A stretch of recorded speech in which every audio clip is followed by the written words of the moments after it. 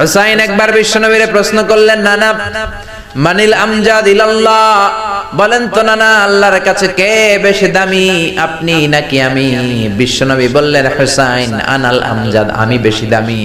হুসাইন বলল, নানা জি আমি মানি না, আনা লা ওয়াফিক, আমি মানি না নানা। কেমন করে আপনি আমার চাইতে বেশি দামি হন? আপনার চাইতে আমি বেশি দামি। বিশ্বনবী বললেন, হুসাইন আমি হলাম নবীদের নবী, আখির নবী, বিশ্ব নবী, আর তুমি হলা আমার উম্মত, তোমার চাইতে আমি বেশি দামি। হুসাইন বলে, নানা জি আপনি ভুল বললেন, আপনার চাইতে আমি হুসাইন বেশি দামি। সুবহানাল্লাহ কইবেন না? বিশ্বনবী বললেন, কাইফা যালিক, কেমন করে এটা? হুসাইন বলল, নানা জি তাহলে বলেন তো আপনার আব্বার নাম কি?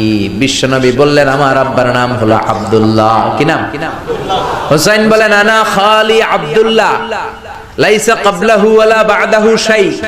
খালি আব্দুল্লাহ, সামনেও কোনো টাইটেল নাই, পিছনেও কোনো টাইটেল নাই। আমার আব্বার নাম আপনি জানেন নাকি? আমার আব্বা হলো শেরে খোদা, দুনিয়ার সব কাফির মুশরিকদের জন্য আল্লাহ আমার আব্বারে বাগ বানিয়ে পাঠিয়েছে। আমার আব্বা সাধারণ কোন মানুষ নয়, বিশ্ব নবীর মেয়ের জামাই। আল্লাহু আকবার।